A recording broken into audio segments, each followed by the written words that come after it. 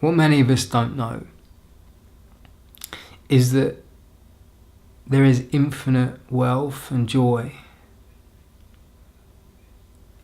within us, right inside us.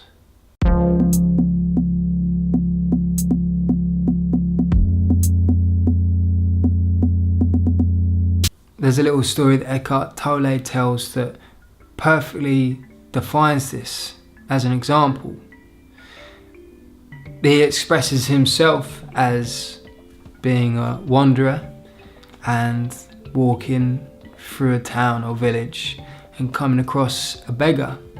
And the beggar, they're sitting on this box, and the wanderer goes up to them and says, "Oh, I'm sorry, I don't actually have any money on me, but what is in the box?"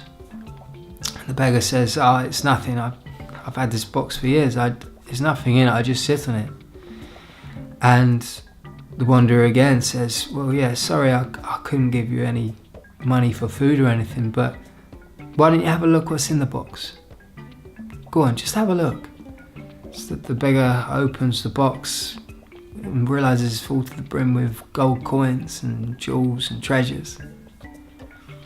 And this is an example of what Eckhart is saying that he can offer you. He can't actually give you anything, but he can show you the box of wealth that you're sitting on. A question to ask is, why isn't the box already open? Why couldn't we just at birth know that we had this ability to access permanent joy and actually be happy? And why didn't we stick with it? Well,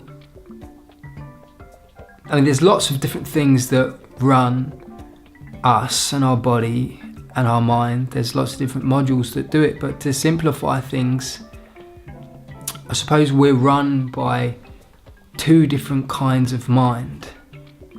There's the thinking mind that we're all in the majority of the time, if not all of the time, and then the being mind. The being mind only actually comes to us in flashes, really, or we only experience it in flashes of true being, when we maybe witness a birth or during times of heightened fear, times when we're close to death or close to danger, or even through exertion and heightened exercise. But being is always there, and being is permanently accessible. It's only that we have become a thinking species, which with it can seem quite practical, but with it does come unnecessary overthinking, which leads to unhappiness and unsatisfaction in everything. And through the thinking mind, most of, if not all of, the kind of happiness that we achieve is external happiness, basing things on the past and what had happened to us in the past, and looking into the future on the things that we might need that we believe will make us happy. So then we strive to reach those goals in the future, either saving to buy a house or get a new laptop, a new phone, a new car. Everything is with just out of our reach. All of our goals are just out of our reach. And once we do reach them, say we get the new laptop, happiness will rise for a certain amount of time, maybe a day or two, and then it will plateau again. It will shrink and it will go back to the level it was. There's no sustained happiness in the thinking process, only a vicious cycle of unsatisfaction. And then we're back in the cycle of wanting something again, of needing something to achieve happiness. But true happiness is found internally. Now I'll call this joy, because joy is the genuine feeling of happiness, and it is all found internally. Joyous moments are internal. You can't find joy externally. You can only find fleeting moments of happiness. And the idea here is to try and switch our mentality from the thinking mind into the being mind. And we do this by being completely in the present moment.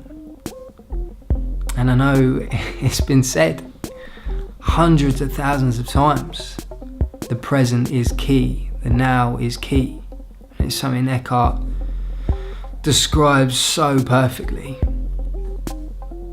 But the more you look into it and the more you do try and be in it, the more it becomes emphatic in being the true destination of being. When you're stuck in the thinking mind, the present moment is a passenger, really. You live in the past and the future, constantly judging from things that have happened in the past and analysing things that have happened in the past and making a future up from things that have happened in the past. So when you're looking into the future, all you're ever really seeing is a made-up version of the past. And there's no way of changing either. Thinking has no real significance in the present moment. A great example and exercise that I've learnt from Eckhart is if you become completely present, try it now. Become present and focus on the present moment. And now, in this present state, try and think about what your next thought is going to be. And as if you're like a cat waiting for a mouse to come out of a mouse hole, watch the hole as if you're waiting for the thought to come out. And from what most people experience, it can take a long time until you realise and think about what that thought is going to be.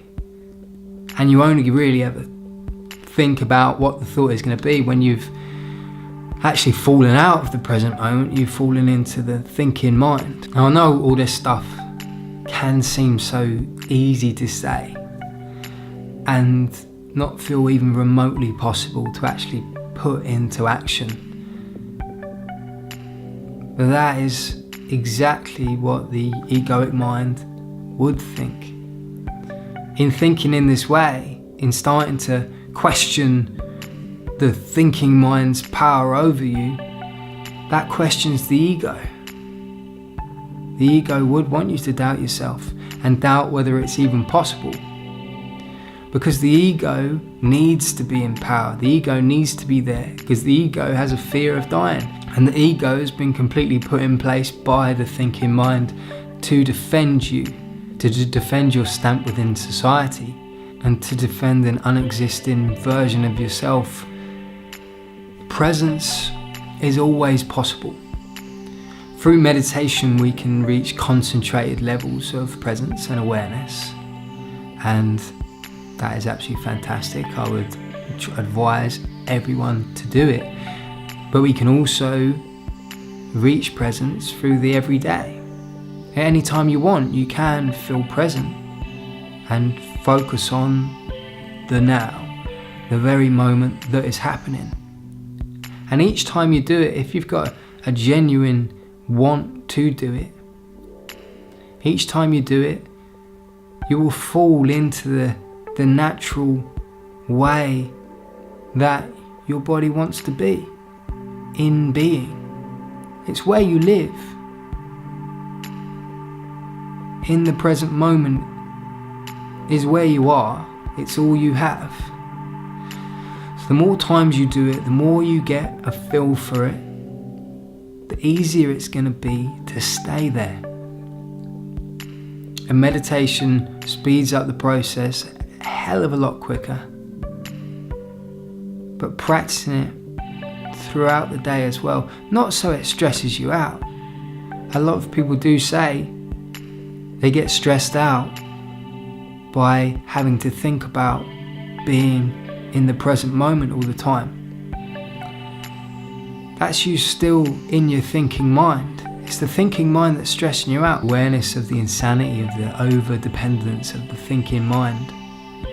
That is presence and awareness, which is being. We all have permanent access to being. Like I say, like Eckhart says, we're sitting on that box. We're sitting on that box and the lid's shut, but permanent joy is underneath it. And any time we want to have a look inside it, there it is. There is joy. And no past experiences or future anxieties or pressures can touch us while we're inside the present moment. And we have access to incredible levels of emotional intelligence. We have access to sadness as well. But in the present moment, you always have the ability and the tools at your disposal to be able to deal with the problems in a much more organic way, which will quickly dissolve and get you back on the road to joy again. Anyway, thank you so much for watching. Please do give it a like if you've got anything out of this video, and do subscribe as well, because I'm posting weekly content on all videos like this, so mindfulness, meditation, and any ways you can squeeze any more joy into your life. You take care, and I'll see you soon. Bye bye.